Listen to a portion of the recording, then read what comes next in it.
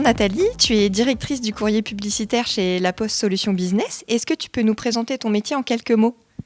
Bonjour Marine. Oui, alors mon métier, c'est de faire en sorte que le courrier publicitaire, média historique, intègre le monde digital. Pour ça, c'est très simple. On le digitalise dans son expérience client. On permet aux marketeurs d'avoir accès au courrier publicitaire dans les outils marketing, comme les outils de gestion de campagne.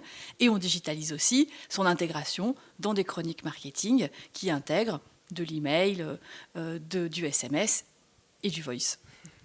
Alors, le marché de la voix est en pleine émergence, notamment avec l'apparition d'enceintes connectées. Est-ce que pour toi, le marketing vocal a tout son intérêt dans une stratégie ? Oui, complètement. Je trouve que c'est une tendance qui, à l'étranger et à l'international, se développe énormément. En France, on est encore un petit peu frileux sur ce sujet, mais il suffit de regarder autour de nous.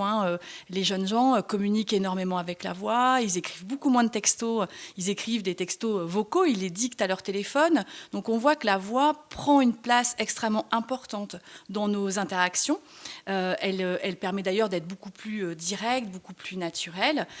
Et par ailleurs, elle permet aux marques, aux annonceurs, d'être là où se trouvent leurs clients. Est-ce que pour toi, ça veut dire que le marketing vocal, ça révolutionne ces interactions qu'on peut avoir entre les entreprises, leurs clients et leurs prospects ? Oui, c'est une nouvelle façon de s'adresser à ses cibles, qu'elles soient en prospection ou en fidélisation. C'est une façon d'interpeller, c'est une façon de surprendre, de proposer autre chose. Et je trouve que le contexte dans lequel nous sommes de sortie de crise sanitaire fait qu'on a encore plus besoin d'être dans cette interaction, de se sentir considéré.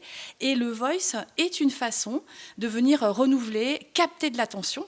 Puisqu'on sait que le Graal, désormais, c'est de capter de l'attention. C'est pas le contact. Le contact, il est devenu finalement complètement utilitaire. On est capable de toucher qui on veut. Ça, c'est pas tellement le problème. Le problème, c'est de capter de l'attention. Et en fait, renouveler la façon dont on parle en parlant est une très bonne façon de capter de l'attention. Alors, j'ai vu que La Poste avait sorti donc une nouvelle offre qui est le catalogue vocal. Est-ce que tu peux nous en dire un peu plus sur ce produit ? Alors, comme je te le disais, c'est donc une tendance à laquelle nous, on croit beaucoup à La Poste. Et dans notre stratégie d'hybridation du courrier avec de nouveaux médias, des médias émergents et innovants, on s'est intéressé de près au voice. Et en fait, le constat qu'on a fait, il est très simple en regardant les initiatives qui avaient déjà été menées, c'est que les annonceurs français ont des difficultés à se lancer pour deux raisons principales. La première, c'est le langage naturel, c'est-à-dire que les enceintes ne comprennent pas forcément toujours très bien les accents, etc. Et donc, elles ont parfois du mal à aller au bout d'une conversation. Et par ailleurs, pour une marque, se lancer dans le voice commerce, c'est tout de suite un projet informatique très lourd qui nécessite de rentrer tout son inventaire dans une enceinte pour qu'elle soit capable de répondre à n'importe quelle demande d'un client ou d'un prospect. Et ça, c'était vraiment quelque chose qui nous apparaissait comme un frein. Sachant qu'on a plutôt envie de tester pour voir l'appétence réellement du marché français, vu qu'on n'est pas encore dans quelque chose qui est très installé. Et l'idée nous est venue, on s'est dit, mais en fait, on devrait faire un catalogue. Ce catalogue portant un nombre fini de références, donc l'annonceur peut choisir d'en vocaliser 5, 10, 15, 20, 100. Donc il est dans quelque chose de fini. C'est lui qui maîtrise l'inventaire qu'il va proposer au voice commerce. Et le fait d'envoyer un catalogue permet à la personne qui le reçoit de lire la commande. Et donc, finalement, de balayer l'obstacle du langage naturel, puisque l'enceinte, elle est programmée pour une commande vocale qu'on peut lui lire. Et donc, on rentre directement dans un conversationnel très agréable, très relation client, et on sort des problématiques techniques et technologiques liées à l'émergence de ce canal. Alors, c'est quand même une solution qui est très innovante. Quel conseil tu pourrais donner à une entreprise qui hésite encore un petit peu, qui a peut-être des freins, comme tu disais, techniques, etc. Est-ce que tu aurais des conseils justement à donner à une entreprise comme ça ?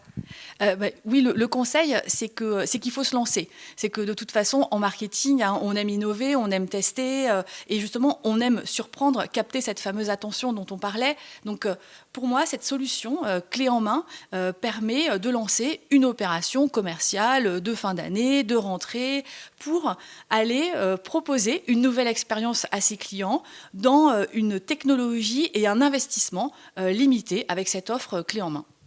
Alors quand on pense à la poste, on pense forcément au courrier. Est-ce que pour toi, le marketing vocal, votre catalogue vocal, c'est un support complémentaire à votre courrier ?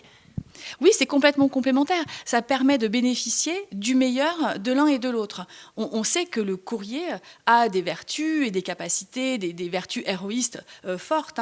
Le courrier, ça rentre au sein du foyer. Le courrier, ça reste. On a une durabilité, en fait, de la prise de commande. On est sur 3 semaines de prise de commande avec un catalogue. Donc, on est vraiment sur un média qui dure, un média qui est au domicile, qui est le lieu où se prennent les décisions d'achat, un média aussi qui est lu par plusieurs membres de la famille. Donc ça, on pose là finalement les avantages et les vertus d'un courrier. Et par ailleurs, on peut être dans l'expérience, on peut être dans la digitalisation. Ça permet aussi à l'annonceur de mesurer tout de suite quels sont les produits qui marchent pas, parce qu'on peut complètement tracer l'ensemble des interactions avec l'enceinte. Donc on est dans le meilleur des deux mondes. Et pour moi, c'est vraiment ça l'omnicanalité, c'est d'arriver à créer des ponts. Il n'y a pas de vieux médias, d'anciens médias, il y a un ensemble de façons d'interagir et de s'adresser à nos cibles. Et c'est vraiment sur ce panachage qu'il faut qu'on travaille.